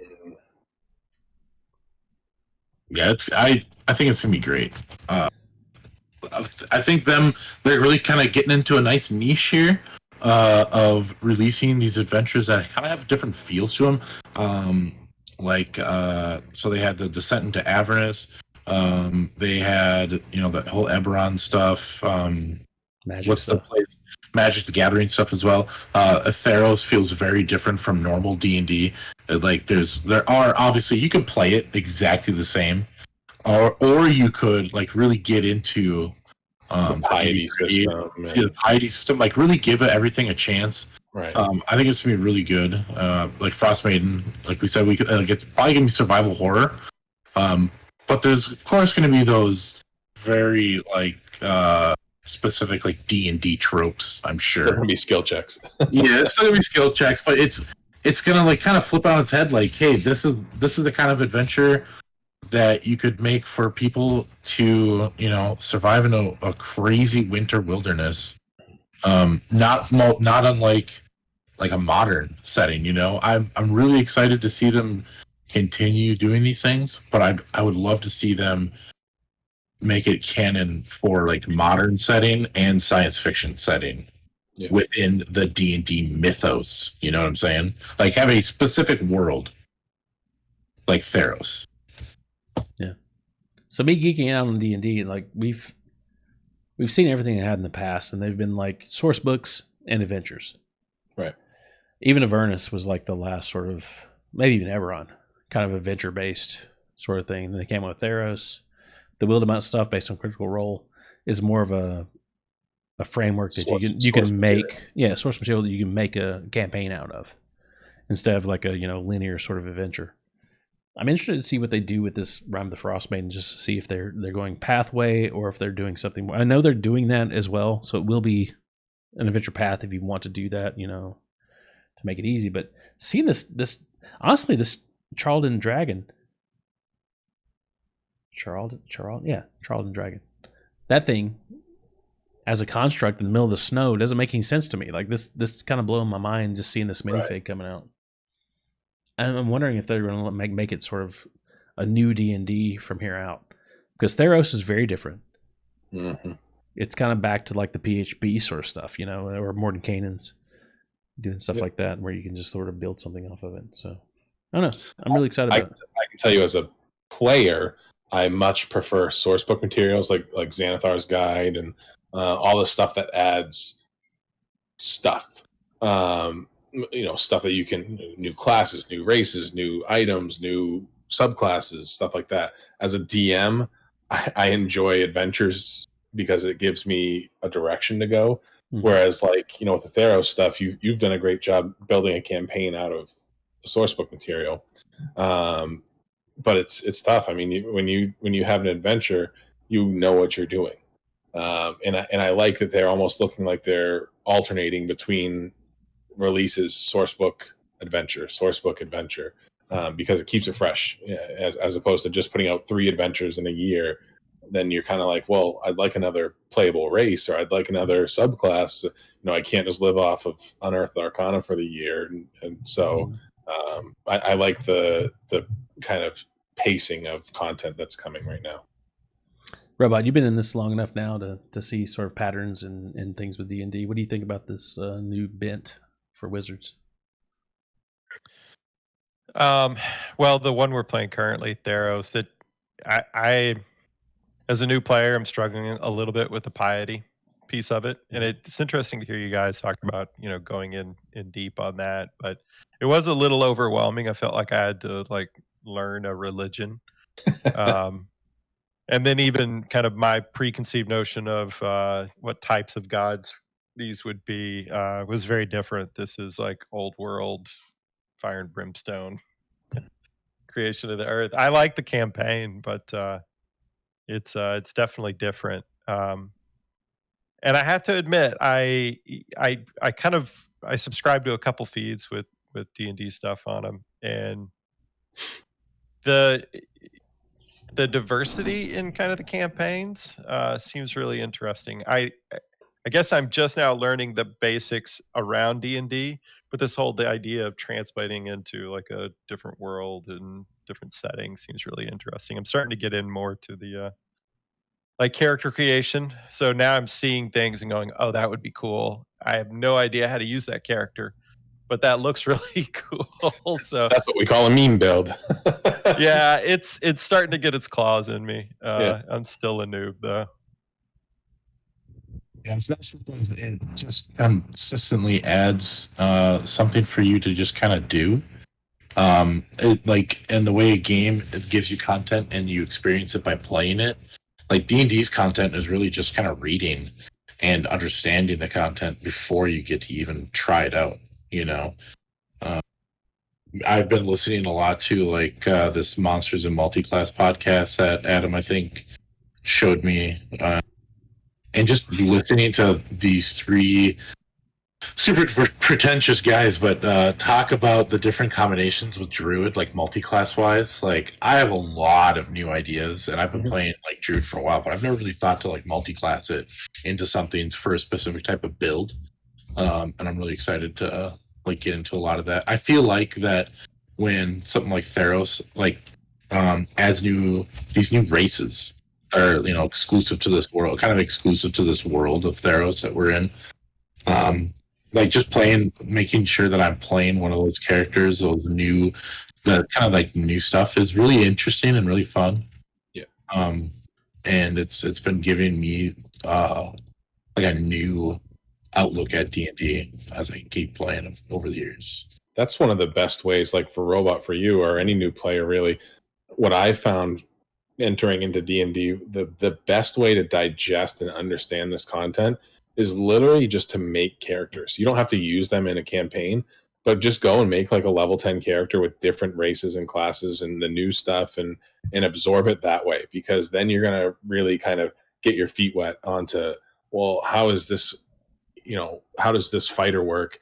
And now knowing that this fighter is a champion and he has this trip maneuver, well, then I have to learn how trip works in the game. And then, that opens up, well, now I know how bonus actions work, and now I know how reactions work. And it just kind of opens up that onion of D&D knowledge just by making characters and finding the mechanics of the character. And then if you make a caster, well, now I know the difference between an action casting time or a 1 minute, or, you know, the spells rules. I can't cast an action and a bonus action spell in the same turn unless I'm a sorcerer with this twin magic and all this stuff. And it just leads you down the rabbit hole of knowledge. And that's really, I think, the best way to learn how to D&D is to just make characters for fun. That's, for me anyways, that's the most fun part of D&D right now, is to make new characters and play them for 4 sessions and then kill yourself and then make another character and keep going. So right now I feel like about the time that I won't say I master a character, but I'm comfortable with the character, it's usually about the time the campaign's over, and then we move on to another one and start over. But I kind of feel like, you know, eventually I'll have a repertoire of a few. So we need to do a campaign where we take you up to 20 at some point, because you haven't had that yet, or we just get you up to be. You can go. I hate 20th level characters. I think they're the least fun. They're the least fun, but it's good to like experience it one time. It's cool that you can use these like super high level abilities that you'd never otherwise use, but as a DM, I want no part of it. Yeah. I'll gladly pass that off to somebody else. Yeah. You basically just throw everything at the characters and just like, let's see what happens. Oh, you guys killed this ancient black dragon, no problem. How about 4 ancient black dragons? His triplet about a water elemental. Yeah. Do you guys want to fight 1,000 water elementals? Yeah, right. And a Tarrasque showed up too, just to be an asshole. I mean, when you get to level 20, I mean, you're essentially gods at that point. It's just fun to.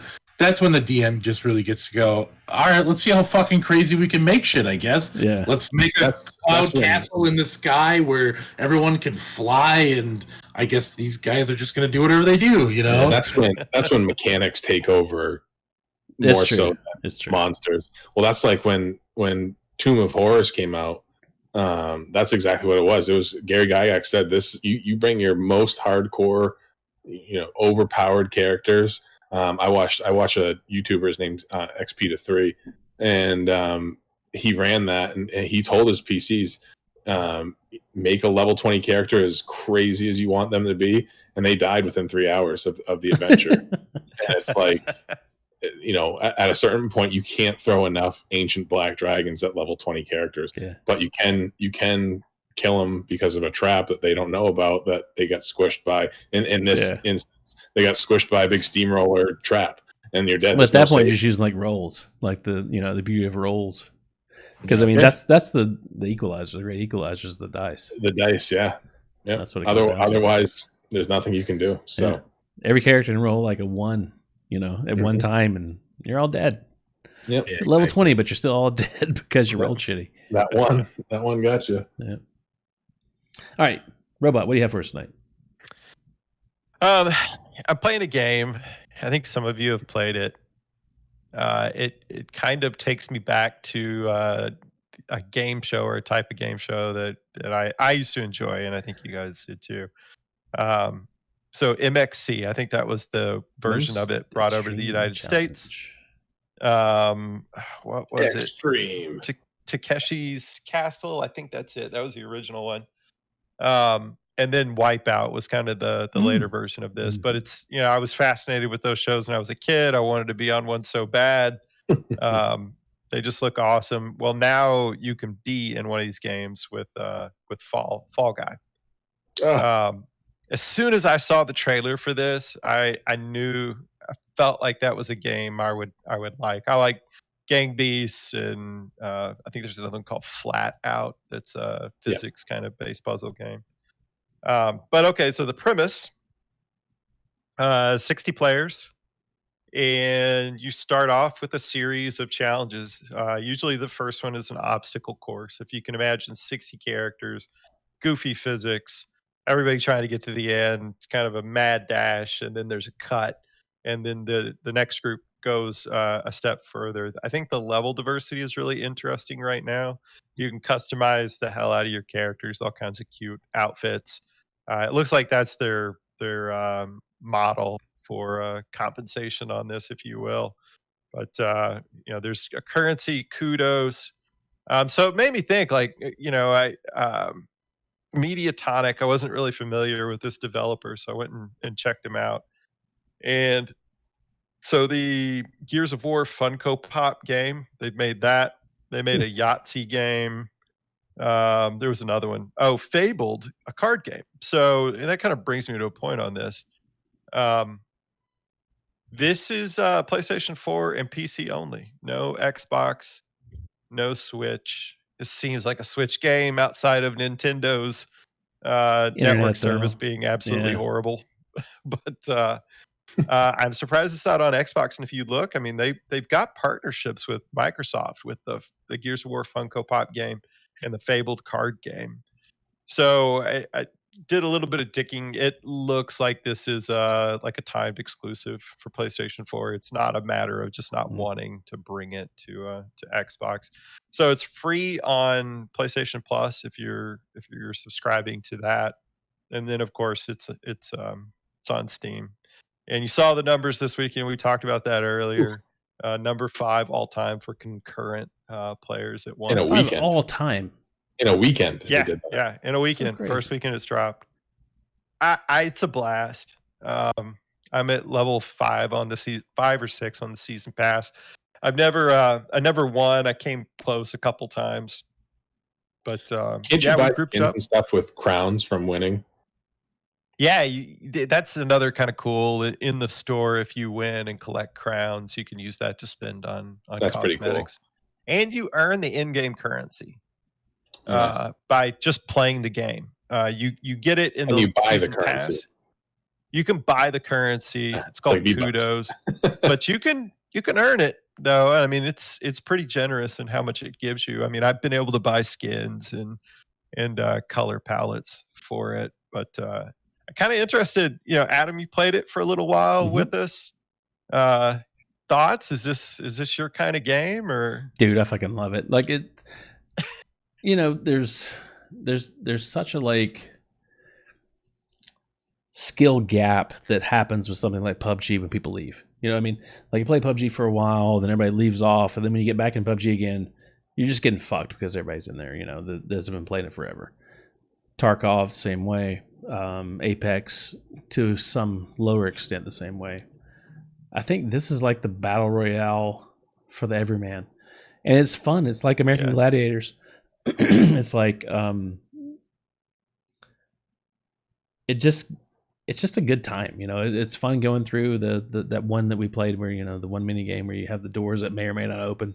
There's like a randomization to it that's really fun. That it has nothing to do with skill level. It just has to do with luck. You have the ability to grab other players, so you can just like hold them back and not let them go through. It has the trolling capability, it has the fun capability, and it has the competitiveness that I love in games. And I'll play this all the time. Like I just loved it. I only played 3 games, and immediately I was hooked. So there is a phenomenon going on. That's you talked about the trolling aspect. So people will finish the obstacle course early and then stand at the finish line and gatekeep Grief people. and just grief people to keep them from getting across the finish line. It's I love it. Yeah, it's definitely got a so we played as a group. We were able to get 3 people in a group. I'm not sure how big a group can get, but I did notice that sometimes it'll split you up into teams, 4 teams or 3 teams. I noticed that it generally put us together It did. on a team, which is really cool. But I'd like to see how big of a group. All I've pull seen is together. 4 was the max. Okay.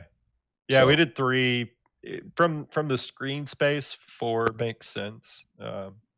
We were able to get 4 in the screen space, but we couldn't start a game because one of our friends was from Australia. Oh, that's right. Yeah, we could get 4. We could The definitely servers do 4. took a dump.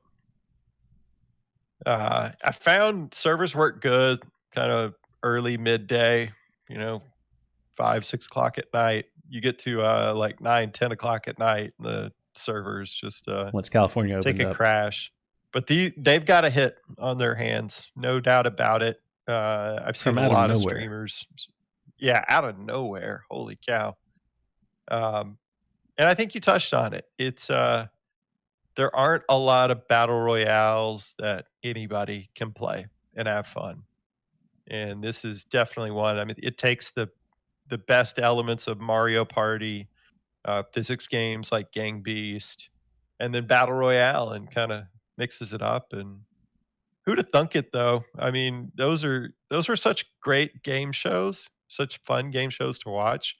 I'm shocked someone hasn't done this up to this point. I see the marketing potential for this is obscene as well. Like, I can see every 5th grader, 4th grader in the world with one of those little bean characters strapped to their backpack as a little plushie, or like a Build-A-Bear where you go and make your character with the hot dog head and the parrot body, and it's like it's just wild, the marketing and the crossover. Even like I follow them on Twitter now, and the Fall Guys Twitter, and they're reaching out to like Cyberpunk. They're reaching Their out. Twitter's to, on point too. their community Listen, managers doing their job. Whoever's because- running that account. they need a raise because they're reaching out to like Ubisoft and like Microsoft for like I think it was so maybe that was a fan thing. They suggested like a Gears crossover where like the skins like Warframe. They reached out to Warframe and they wanted the like a skin from the game on, and it's funny that people are so creative because they put like the art style of Fall Guys is that kind of little bean person and little rounded shapes. But then they had like Assassin's Creed. So you had this little bean, but he had like an assassin's cowl on and the white robe, and like it's awesome. I'd love to see these It's games coming. Yeah. partner with this out of nowhere game, and like Fortnite did it. John Wick skin was huge in Fortnite, and all these different skins with Fortnite. This game's another one where I can see a lot of partnership. Like KFC partners up with with Fall Guys, and they have a little KFC, and you're a chicken, and all this crazy stuff. promotion in the stores that you can get Well, that's the perfect thing for like a McDonald's where you get a Happy Meal and you get a little Fall Guys figure, and you get a code for in the game, whatever. And so it's this game looks like to me shades of Fortnite in terms of just popularity. I think it's going to be humongous. It'll be just behind Grounded. Yeah. Throw in some new worlds. It'd be a lot bigger. What'd you say? Yeah. If it were free to play, it would be a lot bigger. Yeah. But it is free on PlayStation. But if it goes free to play, if they can somehow make it free to play on PC, I think this game would absolutely blow Just up. do the Fortnite model and just make your money on skins and back blings and all that shit. Or make a deal with Epic. People will gobble that up. Free to play game, but just a really diverse, ever updating store. Make a ton of money. You're going to be able to get this game for free, either Game Pass or the Epic Store, or I think everybody, when they get their hands on it, will. Yep. They're going to make their money off the skins. You're right. Marvel movie comes out. Now you've Whatever. got Marvel skins. Oh, give me a Thor hammer, I'm a little guy. Come on. Oh, and like you had if you had like the fat Thor and your little bean character, chubby belly, and Oh yeah. underwear on, and the long blonde hair. Come on. I saw a rendering today on Twitter that they retweeted out. It was the Ugandan Knuckles guy. Oh my god! If you could have that, like, I can see meme culture going into these. Yep. Like, and I gotta imagine it's not terribly difficult to just push out these because they're so simple. Like the geography of the character's model is so simple that it's got to be relatively easy to just crank out a couple different designs every It's week. unlike Fortnite. Fortnite has a pretty not complex character model, but this is literally just a bean shape and some pretty soft features and like a floppy chicken comb and some bug eyes. And like your characters, a lot of these, like an Iron Man skin, you can do a pretty minimalistic Iron Man skin and everybody knows what it is. Or like a Jack Skellington skin, and everybody's going to know what it is with a pretty simple skin. Give me a Bob Ross afro, and I'll just fucking like Bob Ross fro, and I'll never play Destiny again. Gene Simmons or something. Or They did Aqua Teen Hunger Force low key. So there's shake, fries, and it's a full hamburger. Give me meatwad. It's not meatwad, but they got close. And they nailed the gameplay, and that's really the key. And this seems like a game that, Fortnite can be a little toxic. I think it's hard to be toxic in this game, really. The most you can do is pull somebody. Like I said, I told you guys that hexagon level. Somebody dove on another person at the beginning, just took them off the edge. That's the most you can do. Whatever. Yeah. So I've also been playing a couple of other games, and they're older games, but I thought it was a good topic to broach, and it's PlayStation exclusives coming to PC. So we had Death Stranding and Horizon Zero Dawn drop on PC. One is an excellent port. Death Stranding uses DLSS. It's a phenomenal port of a game. The Horizon Zero Dawn port is horrible. So if you are thinking about getting this game, I think I would wait just a little while for some patches to come out, because there's some serious jank and game breaking issues, like losing save progress and things like that. That's bad jank right there. Jank can be good. Just jank can be very fun. Yeah, don't make me lose 15 hours of progress. I think the part of this that's interesting is, do we think that there will be other PlayStation exclusives coming? And I'm kind of interested, if they are, which one are you most excited for? Spyro. Shut up. Dreams. Ratchet and Clank. Yeah. Dreams. Dreams for PC would be. Yeah, I'd love to see Dreams on PC. Bloodborne for me. I've been waiting for. That's the reason. That's the reason I wanted to get a PlayStation was specifically for that game. But I don't think I'm going to. I'm just gonna hold out hope. Because if they're bringing out a couple of these at a time, God of War is going to be coming soon. That was mine. God of War was mine. I'd love to see RTX God of War. Yeah, but I mean, cool. For me, Bloodborne would be just it'd be so great. So I suspect Bloodborne will be the next one potentially. But looking at how these games sell, I guess will really determine on whether Sony does this again.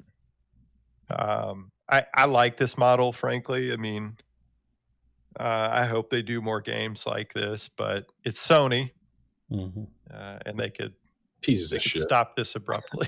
So. I don't know the numbers on the sales, but I mean, Death Stranding is beautiful. I have it on PlayStation 4, and I just never had any desire to play it. I love it on PC. I love this game. It looks so good. It feels so good. It sounds so good. It's just good. Yeah, I didn't want to get full on reviews, but you're absolutely right. I'm probably 4 or 5 hours into it, and it's a stunning game, and I like the gameplay loop. No, too. I know it's not for everybody, but No. Walking it's got sim. that The publisher for Kojima art. It's noir. better though. It's so much better than all Yeah. the Metal Gear games to me. Like it's so It almost much better. It looks very JRPG. Yeah, I can see that. Like the backpack that's ever growing, and like the running. It's not that extreme though. Running Simulator 3000, and it's like it feels like a PlayStation title, but it looks great. Definitely, yeah. That seemed really exciting to me, though, that we're starting to see that. I know Sony, and I'll talk about other Sony problems, but Sony has been one to really kind of hold their exclusive titles close to the vest.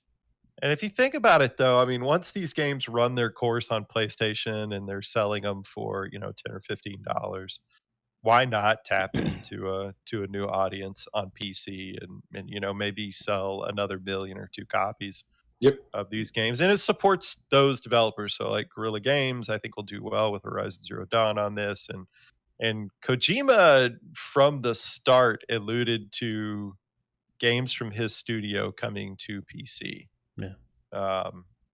So maybe we'll see more titles. Well, I posted in Discord tonight about Spellbound. And Spellbound's going to be cross-play, cross-save across all platforms. That's cool. And that's the first thing that we've really seen with PlayStation doing something that's that across the board. I mean, we saw them with Rocket League for a day and Fortnite for a day, and then just pull to it back. Prove they could do it. And pull it back, say they could never do that, and so it never happened. But they've opened up and saying they're doing that with cross-play and cross-save, all platforms. Now they got these 2 games on PC. I don't know. It seems like Sony's sort of changing the way they've been thinking about how to And do then they business. don't. Go ahead. So new Avengers game coming out, and in classic Sony fashion, Spider-Man is a playable character only on PlayStation. It's back to Call of Duty, right? The old Call of Duty days. Yep.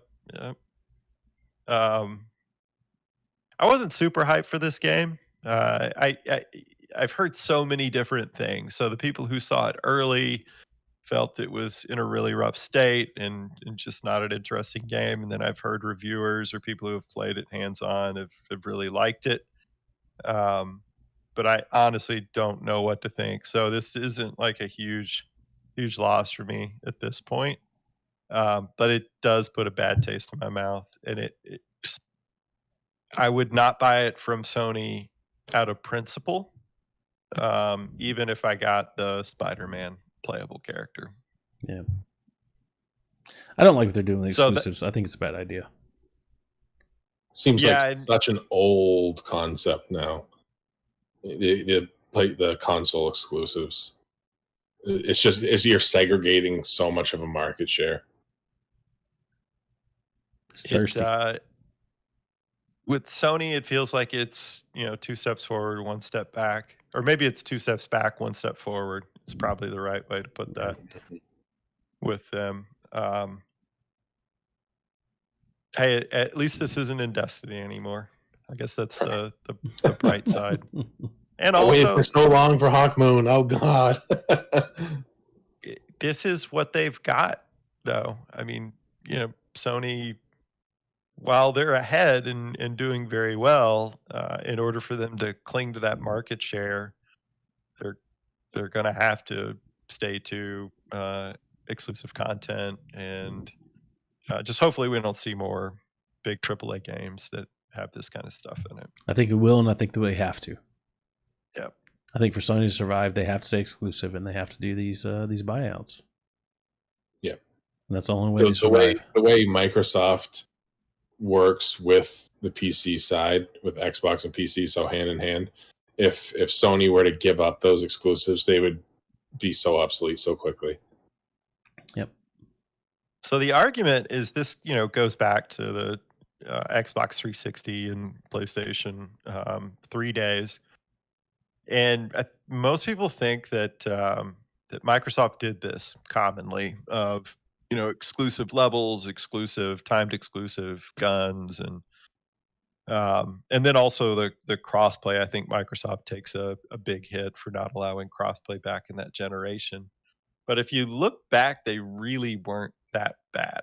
They didn't do the 1 year exclusive on a gun. And specifically on crossplay, there was Tomb Raider. one game, it was a free-to-play game that Microsoft wouldn't allow crossplay on, but that's the only instance on Xbox 360 that they didn't allow crossplay. What about Tomb Raider? Wasn't there like Shadow of the Tomb Raider or something like that? That was a year exclusive. That was came a out. whole game, yeah. Yeah. That's not good. But that's not coming out with a game and then restricting content on Right. one version of that game across 3 different Right. platforms. It's Tomb That's- Raider. It's a big franchise. You're That's locking just it a down game. to a console for an entire year. I think that's pretty That's like bad. having Egregious as it gets. That's like having Halo on Microsoft only. Tomb Raider No, just but wasn't. Halo's a Microsoft product. I mean, I think Right, it's Tomb Raider just having- was an Xbox game for a year, and then it came out on PlayStation after that. They could have just never come out and just stayed on Xbox. You know what I'm saying? Yeah. A game is different, but having content in a game that's Right. across multiple platforms, that is Or a mode in the game. Yeah, or a that's just mode. poking you in the That's eye. so stupid. Yeah, That's just so dumb. Well, the way to look at it is like I paid the same price as that console for the And you're game. cutting content. And why do I get less content in Yeah. it? But That was how it was with a lot of people when D1 was around. You were missing a PvP map, a PvE map, multiple guns, and people were like, "Why am I paying $60 for the Xbox version when I'm missing this much content? It should be a $50 game compared to a $60 game because I'm missing this much content for a whole year." So and I think that fans didn't like it. The Destiny community didn't like it. I'm glad they went a different direction. So it'll be interesting how this works out for Marvel or the Marvel Avengers. Crystal game, which is Dynamics. Crystal Dynamics. Yeah, Yeah, I don't think it's a that's very good doing it. game, so I don't think it'd be a problem. But That's the last one I've got. Dude, I've seen a lot of streams of this game, this Marvel Avengers game, and honestly, I could give 2 shits if it didn't come out like on any other console. It looks like fucking garbage, guys. I don't like superhero I'm games. not Really. excited about it. Like we have Marvel's what the fuck is the one where you can be, it's on the Switch right now. God, what is it called? It's where you can, essentially a 4 person team RPG, like action RPG on the Switch right now. There was two of them on PlayStation and Xbox. Raid Shadow Legends?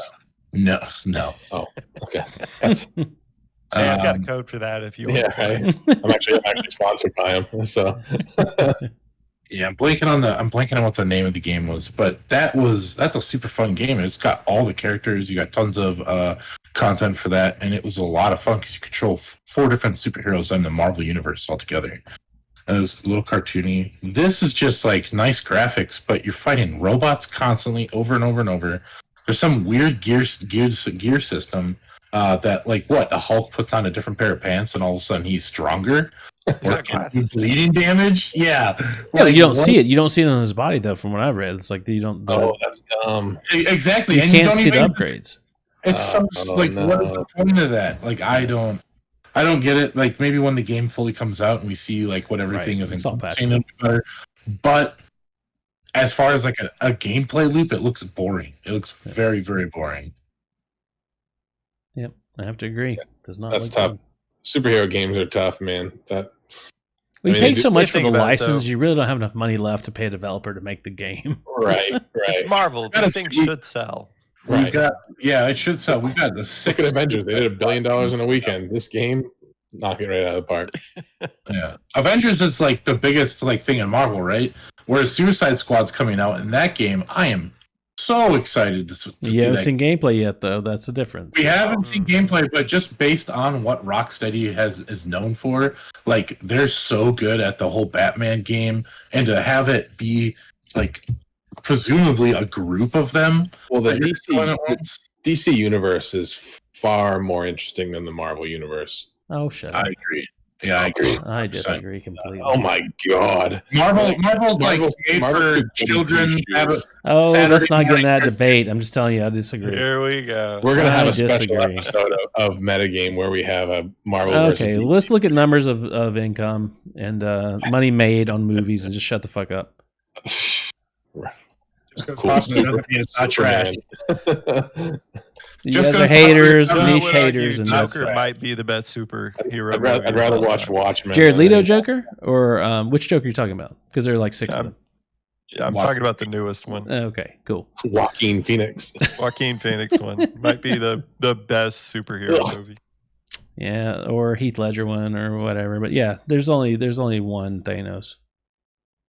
Yeah, he sucks. Okay. Well, he- Okay, yeah. The box office said he sucks. Don't see Yeah. it. Shut up. No, to be fair, some of the Justice League is better gameplay that than I've seen of Avengers. this, if you want to fly Fucking around like stop. Iron Man, this game probably does that better than any other Marvel game that's come out to date. And if you want to slam stuff as Hulk, I mean, I don't know what the gameplay loop is. Who knows if this thing's going to be horrible or not? But if little Timmy wants to be Iron Man, this is going to be the game. So back to point, like Crystal Dynamics. Game that I was thinking of. Crystal Dynamics used to be, I guess, Eidos, right? They were bought out and Yeah. became Crystal Dynamics. Yeah. Blood Omen. Remember the Blood Omen games? Those are Square pretty fun. Enix is in on this somehow. Gex. If you ever played Gex games, Square Legacy Enix of is the Kain. publisher. Legacy of Kain. Same as that Blood Omen series was pretty fun. Remember the vampire that you could like suck the blood out from a distance and that sort of thing. That was a good time back in the day. Tomb Raiders, of course, that were bought out. Do they do for that. Darksiders? Or Dark Stalker? Or what's the one with it's not Legacy of Kain, but you played War you were like War. There was War, Famine, Dark Stalkers. Fuck. Star Control 2, Mad Dog McCree. Let's go way back. Todd McCree. Yeah, man, that's a blast from the past. Darksiders. That's what I'm thinking of. See. I don't think Darksiders is in there. Nah, they Soul were cheap. Reaver. Remember Soul Reaver? Yep, that's what Darksiders is based off Yeah. of, that universe. No, That's right. I'm not Legacy seeing that. So let's say this game comes out, it ends up looking like it's pretty good. Is Spider-Man enough to sway you to buy it on a PlayStation? No, Fuck no. no. One character in the game, no way. If it were City of Heroes, like we talked about earlier in the week, then yes. But it's not. It's not going to be an MMO. It's not going to be anything like Yeah. City of Heroes. It's going to be a linear pathed game Mhm. with upgrades as you go along, looter shooter. It's a loot game, Yeah. So, maybe. yeah, no. Does not interest me in any bit. All right. What you got for us tonight? That's it. Short and sweet. Okay. All right. So send us an email at spawncampcouncil@gmail.com and we can answer your questions on air. Great job tonight, everyone. What are you playing next week and where can you find in the real world KingDawes? You can find me everywhere online at KingDawes1. Cool. And what are you playing next week? Probably some Destiny 2. Robot, what you got?